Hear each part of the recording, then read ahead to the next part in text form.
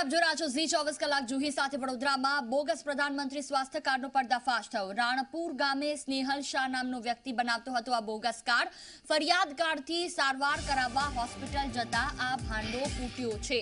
1500 રૂપિયામાં આરોપી આ બોગસ કાર્ડ બનાવતો હતો। બોગસ સ્વાસ્થ્ય કાર્ડ અંગે પોલીસે કાર્યવાહી હાથ ધરી છે। રાણપુર ગામે સ્નેહલ શાહ નામનો વ્યક્તિ આ બોગસ કાર્ડ બનાવતો હતો। વડોદરામાં બોગસ પ્રધાનમંત્રી સ્વાસ્થ્ય કાર્ડનો पर्दाफाश थयो छे। વધુ માહિતી સાથે સંવાદદાતા મિતેશ માણી ફોન લાઈન પર। જી મિતેશ, 1500 રૂપિયામાં આરોપી બોગસ કાર્ડ બનાવતો હતો જે આખો ભાંડો ફૂટ્યો, શું કાર્યવાહી થઈ રહી છે? ચોક્કસથી જોઈ જે પ્રકારે વાત કરવામાં આવે તો કરજણ તાલુકાનું આ રણાપુર ગામ છે ત્યાં કેટલાક 6 મહિનાથી આજે સ્નેહલ શાહ નામનો આરોપી છે તે બોગસ છે તે પ્રધાનમંત્રી સ્વાસ્થ્ય કાર્ડ બનાવી આપતો હતો, પરંતુ ચોક્કસથી જે રીતે ફરિયાદી છે તે ફરિયાદી એ પોતાનું સ્વાસ્થ્ય કાર્ડ કઢાવ્યું હતું, ત્યારબાદ તે હોસ્પિટલ માટે ગયો હતો સારવાર દરમિયાન। તે વખતે હોસ્પિટલમાંથી ના પાડતાની સાથે જ જે ફરિયાદીએ છે તે કરજણ પોલીસ મથકે ફરિયાદ નોંધાવી હતી અને જે 1500 રૂપિયાની અંદર છે તે આ સ્વાસ્થ્ય કાર્ડ બનાવી આપનાર જે આરોપી છે સ્નેહલ શાહ તેની કરજણ પોલીસ છે તે ધરપકડ કરવાની ચક્રો ગતિમાન કર્યા છે। ખાસ કરીને વાત કરવામાં આવે તો ઘટનાને લઈને સમગ્ર વિસ્તારની અંદર ચકચાર મચી જવા પામ્યો છે। જોઈ બિલકુલ, તમામ જાણકારી બદલ આભાર।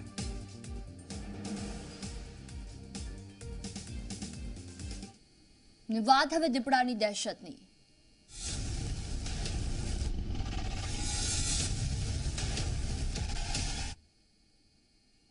પંચમહાલના ઘોગંબામાં 11 દિવસથી આદમખોર દીપડાનો આતંક। દીપડાની ગુફા સુધી પહોંચી ઝી 24 કલાકની ટીમ।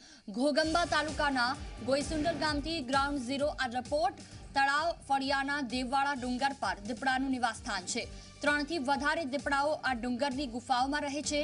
દીપડાની ગુફાઓ સુધી પહોંચ્યું છે ઝી 24 કલાક।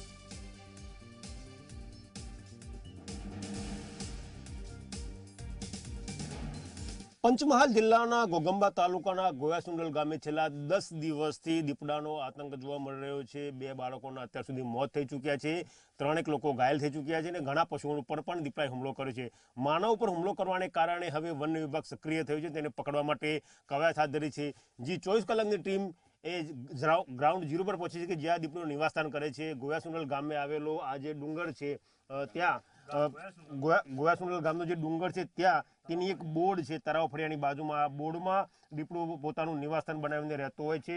વહેલી સવારે અથવા તો મોડી રાત્રે અથવા તો મોડી સાંજે જે ગામના લોકો ખરા તે દીપડાને આ ડુંગર ઉપર અવારનવાર જોતા આવ્યા છે, પરંતુ છેલ્લા 10 દિવસથી જે તેનો આતંક વધ્યો છે તેના કારણે ગ્રામજનોમાં પણ થોડો ખોફ જોવા મળે છે। આ એક બીજી જગ્યા છે કે જ્યાં દિવસ દરમિયાન દીપડો આરામ ફરમાવતો હોય છે અને જો કોઈ પણ પ્રકારની હલચલ ના હોય તો તે પોતાનો દિવસ પસાર કરતો હોય છે, પરંતુ માનવ પ્રકૃતિની વાત છે, જો કોઈ બૂમ બારા કરે અથવા તો કોઈ બીજી અવાજ થાય તો દીપડો પોતાની જગ્યા બદલતો હોય છે। સ્થાનિક જોડા છે તેમની સાથે વાત કરીશું।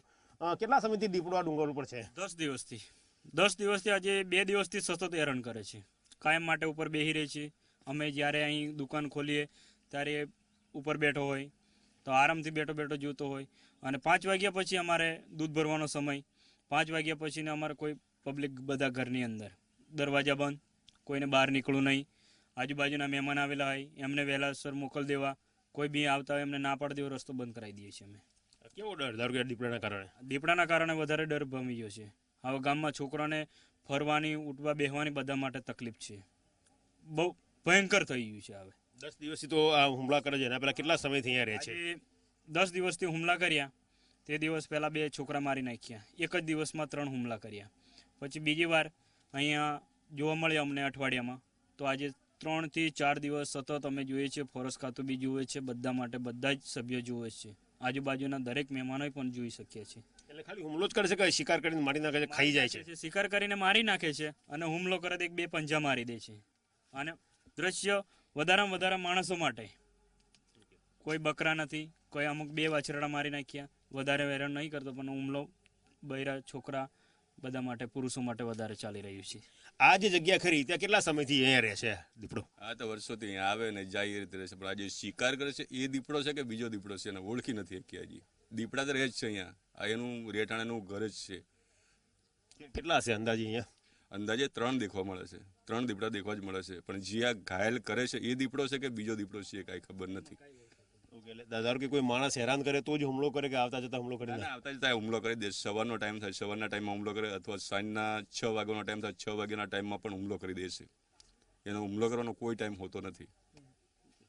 બીજી મહત્વની વાત કે ધારો કે કોઈ ડર ખરો તમારા ગામજનોનો, કઈ રીતે પ્રતિકાર કરો છો? ડરતા ખરો ને સાહેબ. સાંજના 6 વાગે એટલે ઘરની બહાર નીકળવાનું જ નહીં. 6 વાગે એટલે ઘરની અંદર જ રહેવાનું. છોકરા પણ બહાર નહીં નીકળવા દેવાના, કે ઢોર વાછડવાર ગમે વસ્તુ હોય એને બધા અંદર જ બાંધી દેવાના. અને દૂધ ભરવા જવું તો 6 વાગ્યા પહેલાં દૂધ ભરવા જવાનું. તો તમે જોયું કે આ ગામના સ્થાનિકો જેમનું સ્પષ્ટ કહેવું છે કે આ જે બોર્ડ રહી, આ જે બેઠક વ્યવસ્થા રહી તે દીપડાની બેઠક વ્યવસ્થા છે અને છેલ્લા 10 વર્ષ કરતાં વધારે સમયથી ઘણા દીપડાઓ અહીંયા નિવાસ સ્થાન બનાવીને રહી ચૂક્યા છે. આ જે બોર્ડ રહી છે અહીંયા ઉપરનો ભાગ દેખાય છે તે સીધો જ રોડ ઉપર જે બીજો રસ્તો નીકળે છે ત્યાં એ બોર્ડ નીકળે છે, એટલે ત્યાંથી અવર જવર પણ દીપડાઓ કરતા હોય છે. પરંતુ છેલ્લા 10 દિવસથી છે તે દીપડાનો આતંક વધારે જોવા મળ્યો છે. ન માત્ર પ્રાણીઓ પરના હુમલા, માણસો પરના હુમલા શરૂ થતા ગ્રામ લોકોમાં એક ચોક્કસ ડરનો માહોલ જોવા મળી રહ્યો છે. હુમલા બાદ વન વિભાગની જે ટીમો છે તે એલર્ટ થઈ છે, પરંતુ હજી સુધી કોઈ સફળતા તેમને હાથ લાગી નથી. કારણ કે વહેલી સવારે અથવા તો મોડી રાત્રે દીપડો બહાર આવતો હોવાથી અને તેની મૂવમેન્ટ થતી હોવાથી તેને પકડવો હજી સુધી મુશ્કેલ બની ગયો છે. જે રીતની ટીમો કામે લાગી છે, જે રીતે પાંજરા લાગવામાં આવ્યો છે, એ રીતે ચોક્કસ એક એવી આશા વ્યક્ત થઈ રહી છે કે કદાચ ટૂંક સમયમાં આ દીપડાને વન ખાતું ઝડપી લેશે. કેમેરા પર્સન અરવિંદ સોલંકી સાથે ગૌરવ પટેલ, ઝી મીડિયા, ઘોગંબા.